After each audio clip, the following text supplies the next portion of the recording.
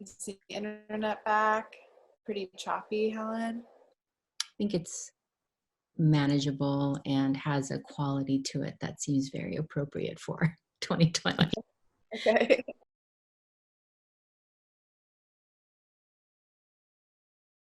The very first thing was turned on a little space heater.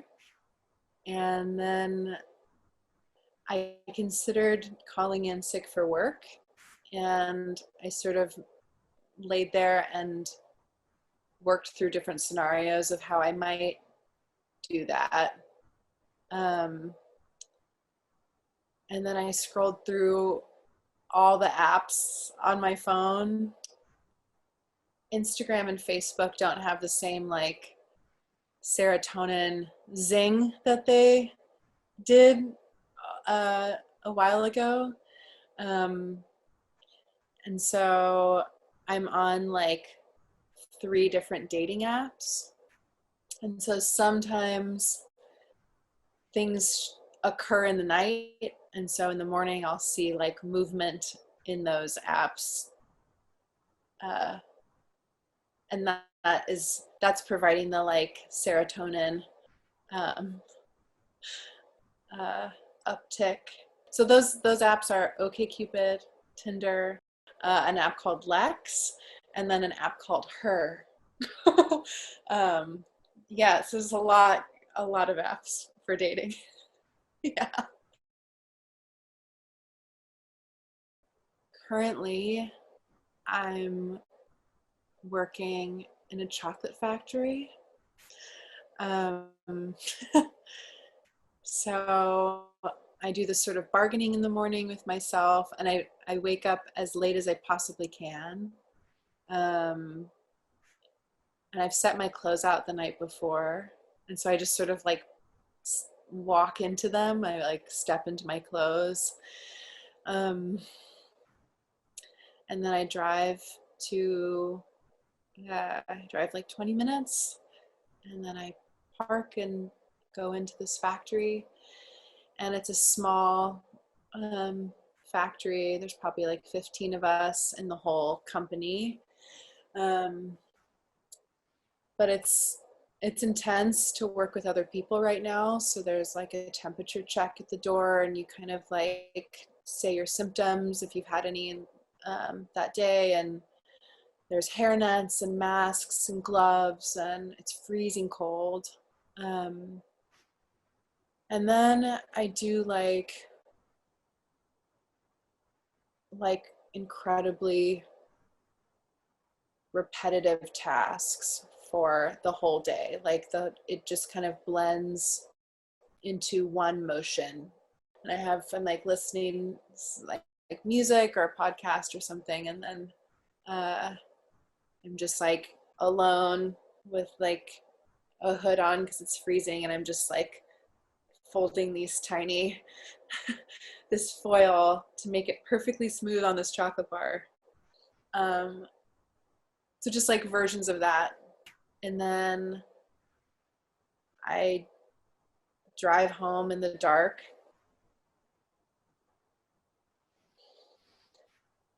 And then I come home, and I usually have like an hour or so, and then meditations Tuesday nights. Like I've been going, like I haven't missed a single day in like a year. So it's like 7 to 8:30 every Tuesday. It's called Alphabet Sangha, alphabet meaning LGBTQ and so on. Yeah, and I was going to that in person beforehand, and now it's on Zoom. But it's really sweet and familiar and a little bit homespun. And then I will eat a late dinner and maybe work on music stuff and shower and go to bed.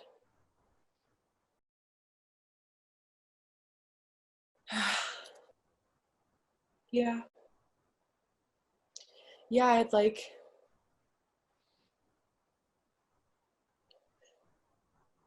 I had like committed that this year would be like the year of like connection and community. I was like, this is like, I'm I'm like committing to Oakland, so like committing to a city and then like investing in that city. That was kind of like the intention for this year. Like in any way, anything I related to, um, I was going to attend in person by myself. So that was like mostly like POC stuff and music stuff and queer stuff. Yeah, that was the intention. And I was doing it. I was totally like every night of the week I was going to do like a thing with people. Um, yeah. He's pretty sturdy and uh, uh, un, unmoved. He's pretty like reliably the same, which is comforting. A lot of times in relationships, if like one part of the dynamic goes away, that the whole thing is, you toss out the whole thing. Um, and so I feel really proud that we were able to like let go of the like romantic partnership part and continue in a different capacity, um, and sort of let the things come forward that are like still really wonderful, which is like our creative connection and our like deep like support and friendship and care. We're still like kind of curious about how it will um, transform more. Yeah, and I think like this year, well, recently, like two has taken on like a pretty significant like caretaking role. Um, like he makes all of the food. For instance, I'm in a pretty um, like dark depression, and so like a lot of like basic like care stuff has fallen to.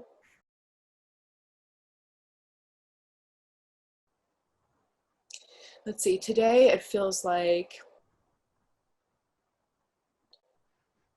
irritability and um,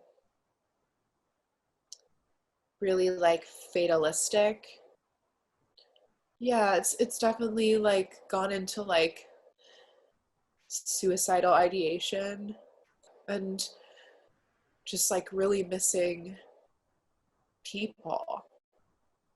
I was playing like 4 or 5 shows a week. And so like I was meeting like hundreds of people and like not many people like get applause like all week, right? Like every day people are clapping for me every day. Like that's such a funny like normal thing. It's so strange to, like no one's clapping or like the idea of witnessing. I spend most of Zoom calls looking at the little squares because I'm like, I want to be seen like in these spaces as like, and I want to see people.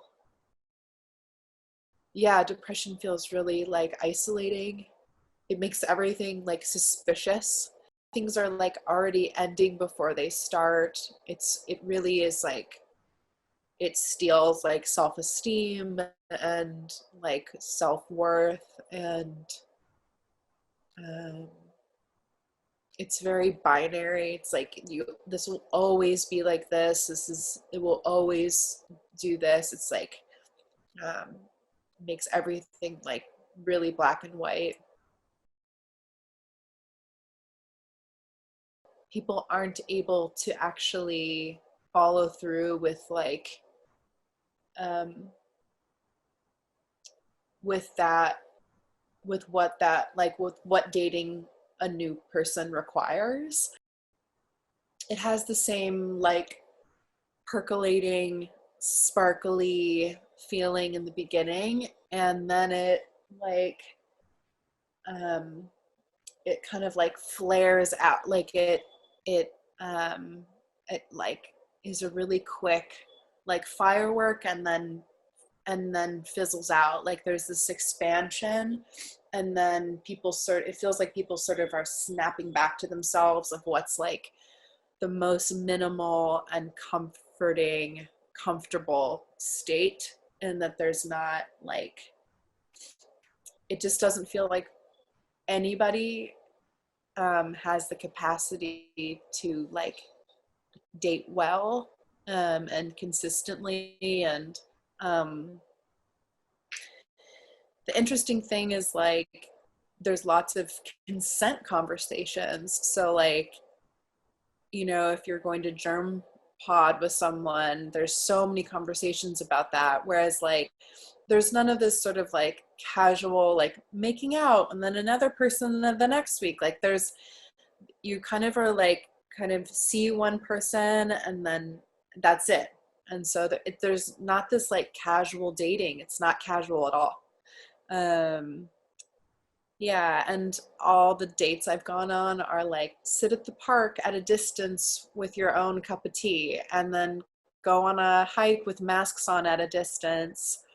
um yeah, so it's really bizarre dating. I'm also, this is my first year like fully in the like queer dating scene. So that feels really different. The messages I get are so different. And uh, yeah,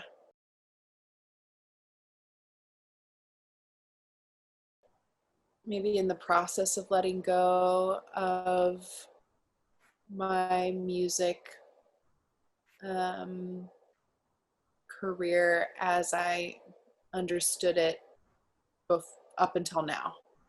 Um, so the way that I was touring, and the frequency of touring, and like a, a live music show, um, letting that go, trying to let go of the idea that um, when that comes back, it'll be different. Like it's on an island and I'm like on a boat that's docked in the water and I can see it and like wave to it, but I can't like, there's like a lot between me and the music. Um, I I'm able to write most easily when I'm like a little bit bored and I feel really safe. And so those things, I'm not, just like this whole year haven't felt a sense of like bored safety.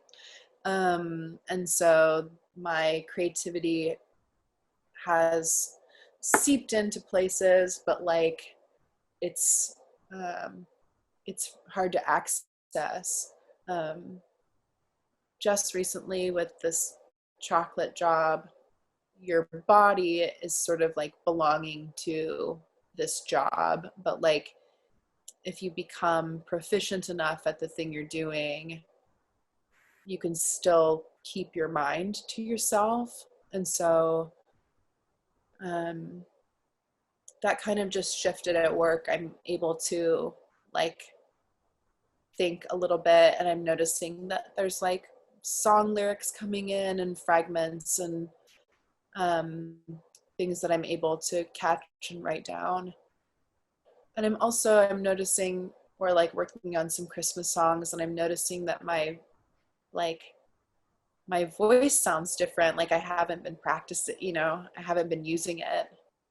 I'm surprised that it feels really good. Like it immediately, like I have access to something that's like immediately soothing to me. But I kind of forget that I um, play music. I mean, a good meme is always feels good. I have a coworker that doesn't know they're funny. She's she's pretty silly, very self-serious. So I'm often kind of chuckling at. Two is learning the Lucy and Linus theme, and he played it while standing up doing the like head bobbing that those characters do when they're dancing while playing it on guitar.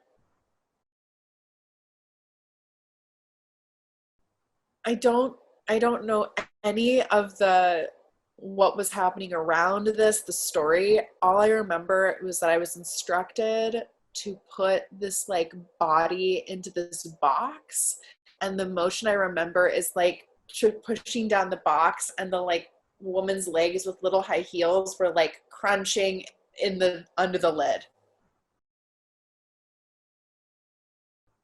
I help run a trash pickup group, and I really like picking up trash with like a trash claw. Like trash is both hopeless and hopeful, but you can immediately see a change. Yeah, trash.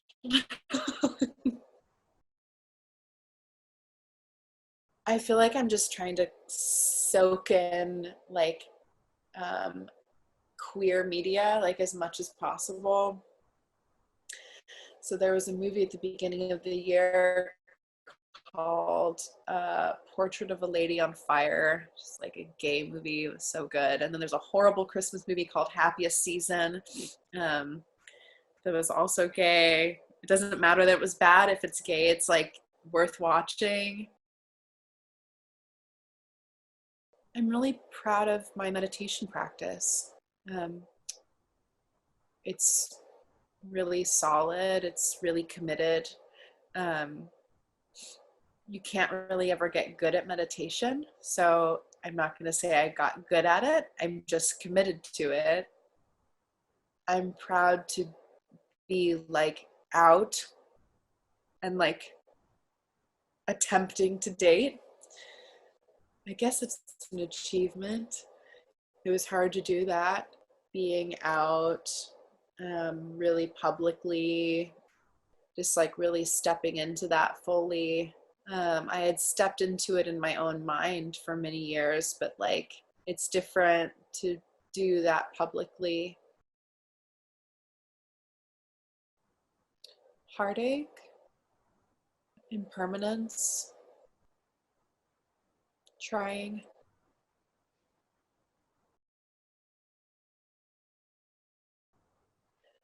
I hope I'm playing Christmas shows. I hope that I'm teaching more voice lessons. I hope that I'm dating someone. I hope I live in a different apartment than this. I hope I'm not working at the chocolate factory.